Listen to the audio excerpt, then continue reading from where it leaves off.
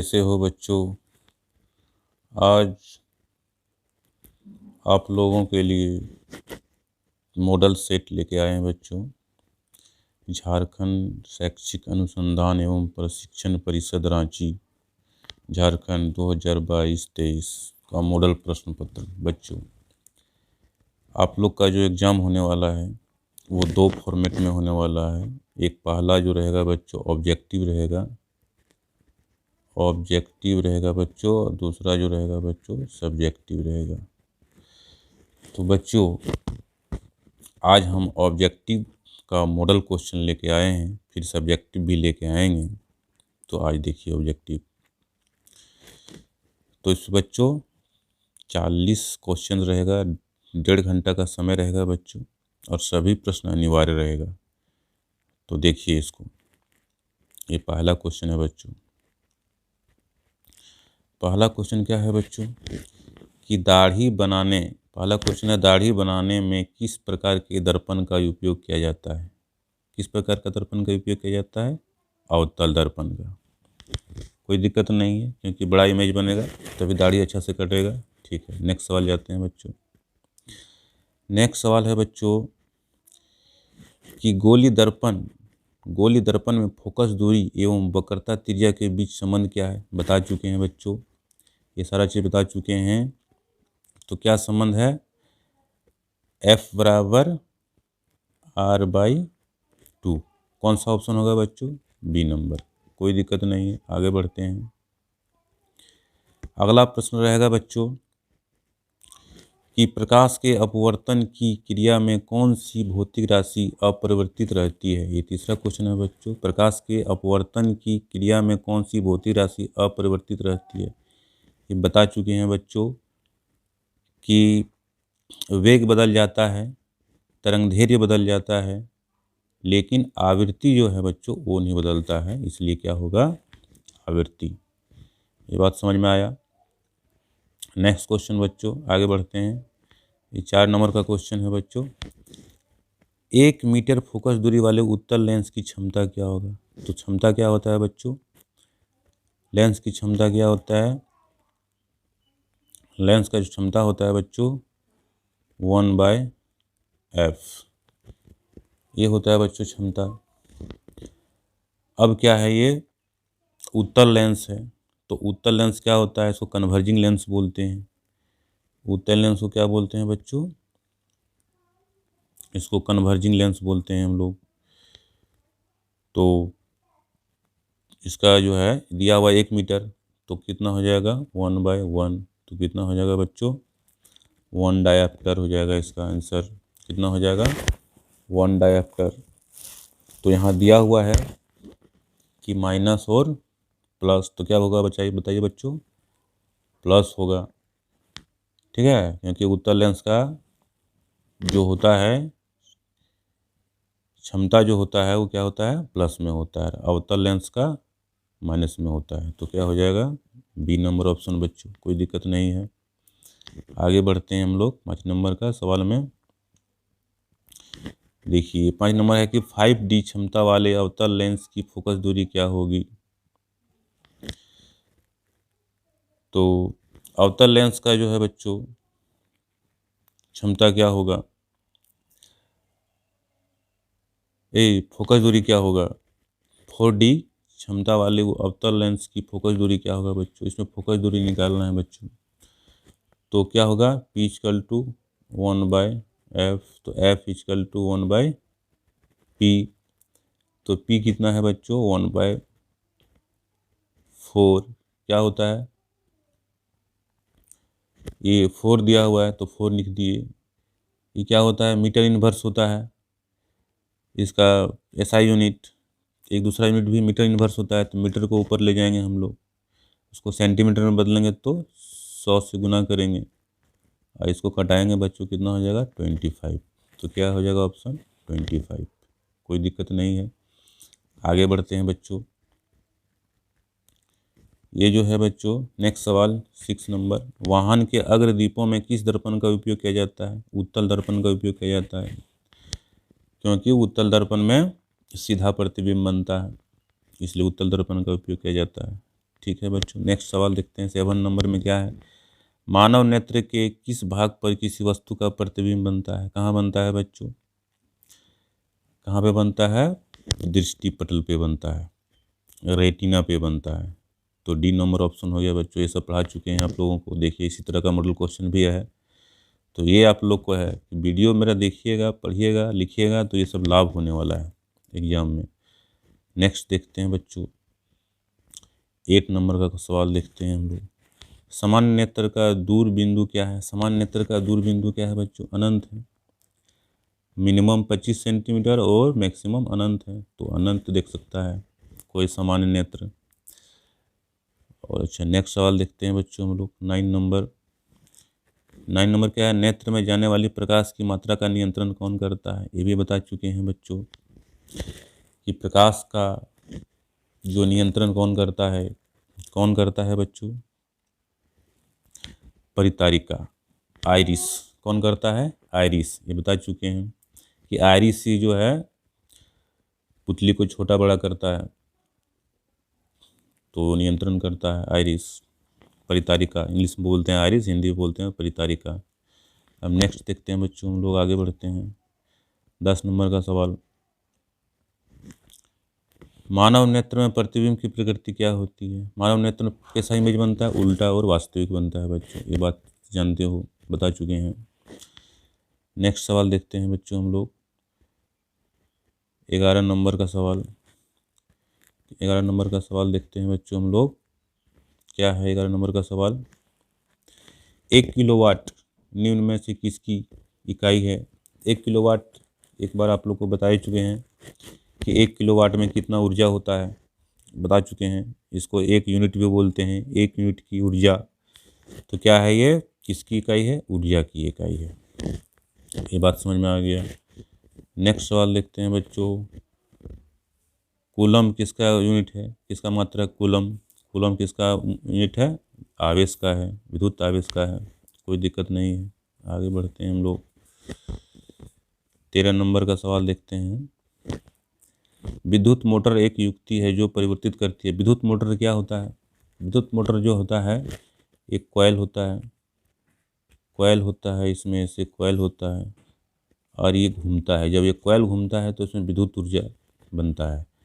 तो क्या होता है? आंतरिक ऊर्जा, आंतरिक ऊर्जा को विद्युत ऊर्जा में बदलता है। तो आंतरिक ऊर्जा को विद्युत ऊर्जा में बदलता है। ए नंबर हो जाएगा बच्चों, कोई दिक्कत नहीं है। जल का विद्युत अपघटन किस प्रकार की अभिक्रिया है? जल H2O होता है, पानी का सूत्र। इसमें विद्युत प्रवाहित करेंगे तो क्या होगा? हाइड्रोजन और ऑक्सीजन में टूट जाएगा। क्या होगा? H2O जो है वो टूट जाएगा, H2 + O2 में ये टूटेगा बच्चों, कहीं कोई दिक्कत नहीं है। ये टूट जाएगा तो ये कौन सा अभिक्रिया हुआ? वियोजन अभिक्रिया हुआ। बी नंबर 14 का बी। अब नेक्स्ट देखते हैं हम लोग। अब जो है केमिस्ट्री का पार्ट आ गया। अब केमिस्ट्री देखते हैं। 15 नंबर का सवाल क्या है? कॉपर ऑक्साइड है प्लस हाइड्रोजन है और ये कॉपर बन गया और जल निकल गया बाहर। तो ये कौन सा अभिक्रिया है बच्चों? मतलब इसमें क्या पूछ रहा है? दिए गए अभिक्रिया में किस पदार्थ का अपचयन हो रहा है? तो अपचयन किसका हो रहा है? तो अपचयन किसका, उपचयन किसका होगा? जिसमें ऑक्सीजन जुड़ेगा। जिसमें ऑक्सीजन जुड़ता है बच्चों उसका उपचयन होता है, जिससे ऑक्सीजन हटता है उसका अपचयन होता है। तो उपचयन किसका हो रहा है? हाइड्रोजन का। हाइड्रोजन में ऑक्सीजन जुड़ रहा है, हाइड्रोजन में ऑक्सीजन जुड़ रहा है, तो हाइड्रोजन का क्या हो रहा है बच्चों? उपचयन हो रहा है। तो ये डी नंबर आंसर हो गया, कोई दिक्कत नहीं है। आप लोग नेक्स्ट सवाल में जाते हैं। 16 नंबर का सवाल देखिए बच्चों क्या है? दिए गए चित्र में किस प्रकार की अभिक्रिया हो रही है? ये चित्र को देखिए बच्चों अच्छा से एक बार। ये चित्र है, ये चित्र देखिए। चित्र में क्या है कि इसमें कॉपर सल्फेट मिलाया हुआ है और लोहा का कील है, इसमें डाला गया है। तो इसमें कौन सा अभिक्रिया होगा? तो इसमें कौन सा अभिक्रिया होगा? देखिए ऑप्शन दिया हुआ है, तो आप लोग जान पढ़ाए हैं इसे केमिस्ट्री में। क्या है कि copper sulphate CuSO4 plus iron Fe, यही है रिएक्शन हो रहा है। तो इसमें क्या होगा? Fe जो है कॉपर को डिस्प्लेस्ड कर देगा और क्या बनाएगा? बनाएगा FeSO4 बनाएगा बच्चों। तो ये जो बनेगा, तो इसको कॉपर को डिस्प्लेस्ड किया तो कौन सा रिएक्शन होगा? विस्थापन अभिक्रिया होगा। कौन सा अभिक्रिया होगा बच्चों? तो ये विस्थापन अभिक्रिया हो जाएगा, कोई दिक्कत नहीं है। आगे बढ़ते हैं हम लोग 17 नंबर का सवाल में। 17 नंबर का सवाल क्या है बच्चों? निम्नलिखित में कौन प्राकृतिक सूचक का उदाहरण है? प्राकृतिक सूचक क्या है? एसिड और बेस का जो हम लोग टेस्ट करते हैं, एसिड और बेस का जो हम लोग टेस्ट करते हैं बच्चों, एसिड बेस मतलब अम्ल और क्षार का जो हम लोग टेस्ट करते हैं, किस पर करते हैं? लिटमस पत्र पे करते हैं। तो ये हो गया प्राकृतिक सूचक, लिटमस पत्र। ये बात समझ में आया। अगला सवाल क्या है? अगला सवाल है बच्चों 18 नंबर। 18 नंबर का सवाल है बच्चों। अगला सवाल 18 नंबर का सवाल में क्या है? किसी विलयन का pH मान 10 है, वह निम्न में से क्या होगा? अम्ल, लवण, उदासीन, क्षार। pH मान अगर 7 है, क्या होता है? एक होता है 7, एक होता है 7 से ज़्यादा, एक होता है 7 से, मतलब एक जो होता है बच्चों, तो 7 से ऊपर होगा, एक 7 से कम होगा। तो 7 से जो ऊपर होता है वो होता है बेस यानी क्षारीय, और 7 से जो नीचे होता है वो होता है अम्ल, और जो 7 होता है उसको उदासीन बोलते हैं। तो 10 है, 10 7 से ज़्यादा है तो क्या हो जाएगा? क्षारीय हो जाएगा। डी नंबर ऑप्शन हो जाएगा, कोई दिक्कत नहीं है। आगे बढ़ते हैं। देखिए एक फिगर दिया हुआ है बच्चों इस तरह का, 19 नंबर में ये फिगर दिया हुआ है। ये फिगर बता रहा है क्या इंडिकेट करता है ये फिगर? तो इसमें 4 ऑप्शन दिया हुआ है, हम देख सकते हैं। ये 4 ऑप्शन दिया हुआ है। क्या दिया हुआ है कि हमें हमेशा हाथ साफ रखना चाहिए। दूसरा है हमें प्रयोगशाला में हाथ धोकर जाना चाहिए। हमें अम्ल से हाथ धोना चाहिए। सांद्र अम्लता क्षार वाले बर्तन का चेतावनी चिन्ह है। ये क्या होगा ऑप्शन बच्चों? डी नंबर हो जाएगा। ये जो है सांद्र अम्ल और क्षार वाले बर्तन का चेतावनी चिन्ह है। जिस बर्तन में रखा जाता है ना एसिड या बेस, उसमें ये फोटो लगा हुआ रहता है ये। तो ये बात समझ में आया बच्चों। तो नेक्स्ट सवाल देखते हैं हम लोग। नेक्स्ट सवाल क्या है बच्चों कि इमली में कौन सा अम्ल होता है? इमली में कौन सा अम्ल होता है बच्चों? टार्टेरिक अम्ल। कौन सा अम्ल होता है? टार्टेरिक अम्ल होता है, कोई दिक्कत नहीं है। अगला सवाल देखते हैं 21 नंबर। कौन धातु कमरे के ताप पर द्रव अवस्था में पाया जाता है? अधातु। कौन सा अधातु कमरे के ताप पर द्रव अवस्था में पाया जाता है? तो कौन सा पाया जाता है? ब्रोमीन। ब्रोमीन पाया जाता है लिक्विड में कमरे के टेम्परेचर पे। ये बात समझ में आया। आगे देखते हैं। तो बच्चों इस तरह ये मॉडल क्वेश्चंस है, आप लोग का परीक्षा में इसी तरह क्वेश्चंस रहेगा। देखिए 22 नंबर। निम्नलिखित में से किस पदार्थ का उपयोग अग्निशामक बनाने में किया जाता है? अग्निशमन जो होता है बच्चों, उसमें कौन सा पदार्थ का यूज किया जाता है? अग्निशमन एक सिलेंडर टाइप का होता है जो बैंक उंक के समय लगाया जाता है, चाहे कोई कार्यालय में, उसमें कौन सा पदार्थ डाला जाता है? तो sodium hydrogen carbonate. B number, sodium hydrogen carbonate. ये बात समझ में आया। आगे देखते हैं बच्चों। ये 23 नंबर का सवाल है। आधुनिक आवर्त सारणी किस आधार पर बना है? आधुनिक आवर्त सारणी जो है बच्चों, वो परमाणु संख्या के आधार पर बनाया गया है। ठीक है, ये बात समझ में आया। निम्नलिखित में से कौन धातु सबसे अधिक अभिक्रियाशील है? देखिए इसमें 24 नंबर का सवाल, 4 ऑप्शन दिया हुआ है। Potassium, sodium, aluminium, calcium. सबसे ज़्यादा अभिक्रियाशील धातु कौन है?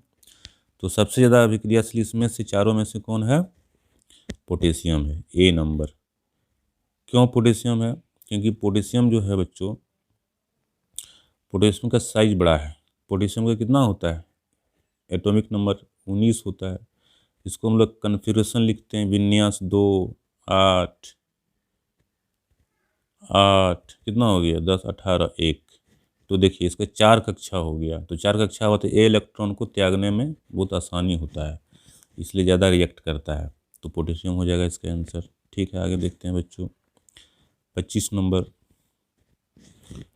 पृथ्वी की भूपट्टी में प्राकृतिक रूप से पाए जाने वाले तत्व तथा यौगिक को क्या कहते हैं? पृथ्वी के भूपट्टी में जो तत्व यौगिक पाए जाते हैं बच्चों, उसको खनिज कहते हैं। बी नंबर, कोई दिक्कत नहीं है।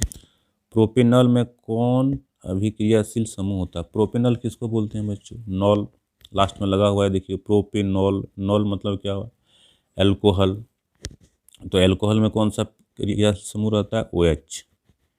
इसी को नॉल बोलते हैं, OH। तो एल्कोहल हो जाएगा ए नंबर, कोई दिक्कत नहीं है बच्चों।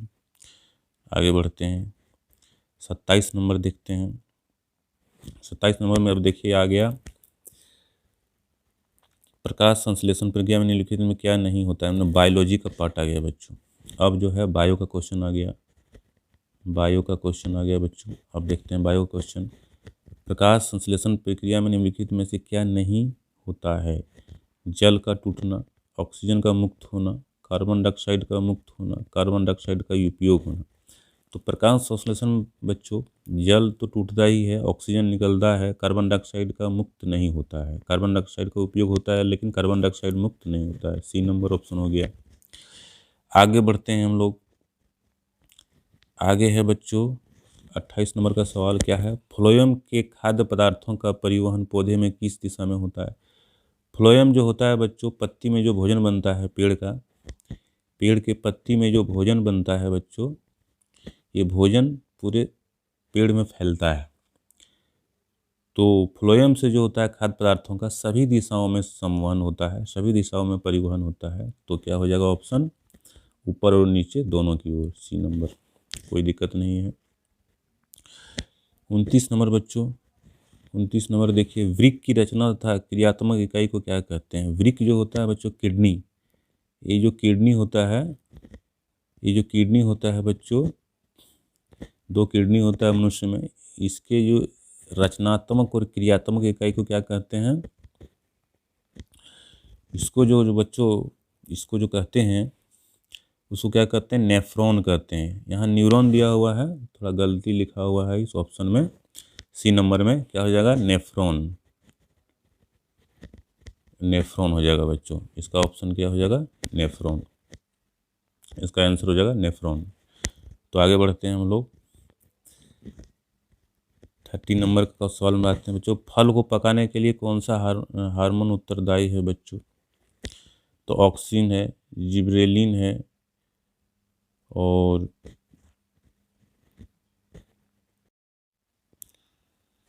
तो बच्चों फल को पकाने के लिए कौन सा हार्मोन उत्तरदायी है?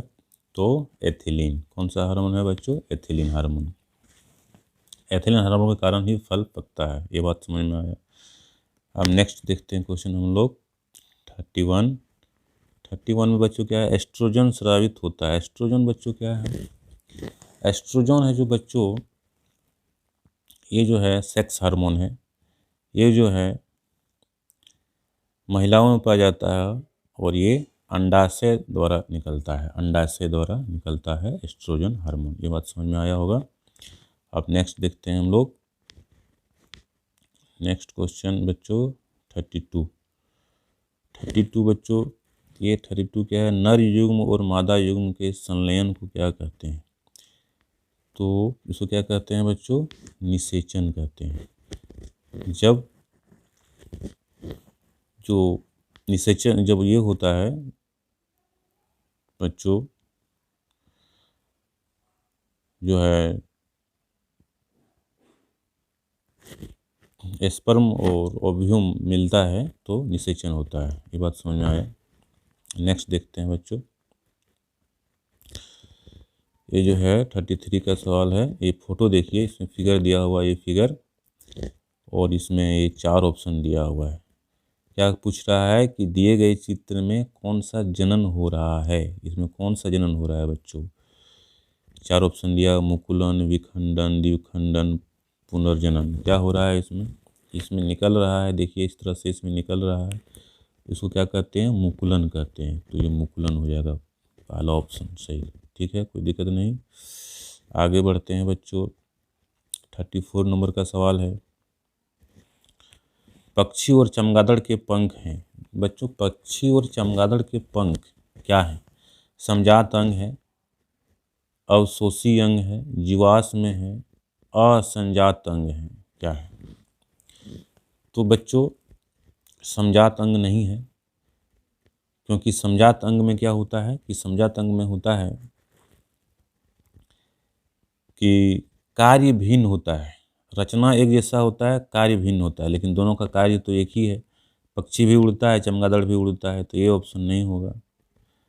बी नंबर ऑप्शन अवशेषी अंग उसको कहते हैं बच्चों जो इनएक्टिव हो जाता है। हमारे शरीर में जो अंग ऐसा अंग है जिसका कोई काम नहीं, जैसे अपेंडिक्स होता है शरीर में तो उसका कोई काम नहीं, तो उसको अवशेषी अंग कहते हैं। तो ये बी नंबर भी नहीं होगा। जीवाश्म में तो ही कोई बात ही नहीं है, ये तो होगा ही नहीं।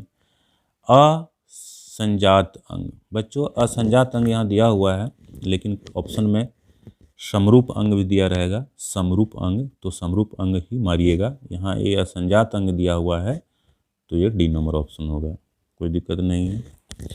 तो आगे बढ़ते हैं बच्चों, 35 नंबर का सवाल है। मेंडल अपने प्रयोग के लिए किस पौधे को चुना था? मेंडल ने बच्चों जो है हेरिडिटी जो होता है, जन्मजात जो गुण होता है माता से पिता में, मतलब माता पिता का जो गुण होता है बच्चों में जाता है, उसको हेरिडिटी कहते हैं। तो ये जो गुण जाता है बच्चों, ट्रांसफ़र होता है एक पीढ़ी से दूसरी पीढ़ी में। तो मेंडल ने ही उसका प्रयोग किया था, और कौन सा पौधा लिया था उसने? मटर का पौधा लिया था। कोई दिक्कत नहीं है बच्चों। आगे बढ़ते हैं। निम्नलिखित में कौन उत्पादक है? इसमें उत्पादक कौन है? सांप, मेढक, घास, ग्रास होपर। उत्पादक किसको बोलते हैं? जो प्रकाश, सूर्य के प्रकाश से भोजन बनाता है उसको उत्पादक बोलते हैं। यहाँ तो कोई भोजन बनाने वाला नहीं है, एक ही है, घास है, तो घास हो जाएगा इसका आंसर बच्चों। आगे बढ़ते हैं। ये 37 नंबर का सवाल है बच्चों। इसी तरह का एग्जाम में रहेगा, और हम लोग जो है इसी तरह बनाते रहेंगे, प्रैक्टिस करते रहेंगे, तो आप लोग उसको देखते रहिए, बनाते रहिए। देखिए 37 नंबर का क्वेश्चन है, किसी आहार श्रृंखला में शाकाहारी का निर्माण होता है। आहार श्रृंखला जो होता है बच्चों इस तरह से होता है, एक नंबर ऐसे होता है, ऐसे होता है अलग अलग लेवल में। यहाँ क्या है? हरे पेड़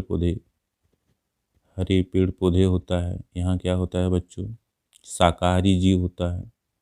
यहाँ पर क्या होता है? मांसाहारी जीव होता है। यहाँ पे क्या होता है? सर्वाहारी जीव होता है। तो दूसरे नंबर पे इस आहार श्रृंखला में शाकाहारी जीव कहाँ पे है? दूसरे नंबर में है। क्या हो जाएगा? द्वितीय पोषी स्तर, बी नंबर हो जाएगा बच्चों, कोई दिक्कत नहीं है। तो हम लोग आगे बढ़ते हैं, देखते हैं 38 नंबर का सवाल क्या है। 38 नंबर का सवाल है बच्चों, ओजोन परत के अपक्षय के लिए जिम्मेवार है। मतलब ओजोन परत को जो क्षय कर रहा है, ओजोन लेयर को, O3 को, इसको जो क्षय कर रहा है बच्चों, इसमें जो छेदा हो रहा है, ये अल्ट्रावायलेट रे से बचाता है पृथ्वी पर सबको। तो इसमें जो छेद हो रहा है, क्षय हो रहा है, किसके कारण हो रहा है? तो क्लोरोफ्लोरोकार्बन के कारण हो रहा है। तो बी नंबर ऑप्शन हो जाएगा, कोई दिक्कत नहीं है। नेक्स्ट सवाल देखते हैं बच्चों, 39 नंबर का सवाल क्या है कि निम्नलिखित में से कौन से जैव मात्रा ऊर्जा स्रोत का उदाहरण नहीं है? कौन से ऊर्जा कि इनमें से कौन जीवाश्म ईंधन नहीं है? तो देखिए बच्चों, ये लकड़ी तो जीवाश्म ईंधन है, क्योंकि पेड़ पौधा से लकड़ी सूखती है तो उसको काम आता है। गोबर भी जीव जंतु का अवशिष्ट है, तो ये भी जो है जैव मात्रा का ऊर्जा स्रोत है। अब देखिए कोयला भी है, कोयला भी लकड़ी बहुत प्राचीन काल में दब जाता है पृथ्वी के अंदर तो बनता है, तो ये भी जैव है, जीवाश्म है। लेकिन ये नाभिक की जो है बच्चों, ये जीव जंतु से इसका कोई संबंध नहीं है, यानी ये तो न्यूक्लियर एनर्जी है। तो ये जो है, जो ऑप्शन होगा बच्चों इसमें, इसका जो ऑप्शन होगा कि निम्नलिखित में कौन सा जैव मात्रा ऊर्जा स्रोत नहीं है, तो नाभिक होगा, नाभिक ऊर्जा नहीं है। ये बात समझ में आया? अब नेक्स्ट सवाल जाते हैं बच्चों, अंतिम सवाल यही है, 40 नंबर। क्या है बच्चों कि पवन ऊर्जा उत्पादन के लिए पवन की चाल न्यूनतम कितनी होना चाहिए? बच्चों पवन ऊर्जा जो होता है समुद्री इलाके में जहाँ हवा तेज चलती है, वहीं पे पवन ऊर्जा लगाया जाता है। इससे पंखा रहता है, इसमें आर्मेचर लगा हुआ रहता है, बिजली उत्पादन किया जाता है बच्चों। तो इसमें कौन सा है कितना स्पीड होना चाहिए, इसका मिनिमम स्पीड होना चाहिए बच्चों हवा का, जिससे विद्युत ऊर्जा उत्पादन हो सके, तो 15 किलोमीटर पर आवर होगा इसका आंसर। तो ये बात समझ में आया होगा बच्चों, आप लोग को अच्छा लगा होगा तो लाइक कीजिए, और चैनल पर पहली बार आए हैं तो चैनल को सब्सक्राइब कीजिए, क्योंकि हम अब जो है आप लोग के लिए मॉडल सेट डालते रहेंगे, मैथ का डालेंगे, साइंस का डालेंगे, डालते रहेंगे, और अपना टेलीग्राम चैनल पे अदर सब्जेक्ट का भी एक क्वेश्चंस मॉडल सेट डालेंगे। तो धन्यवाद बच्चों।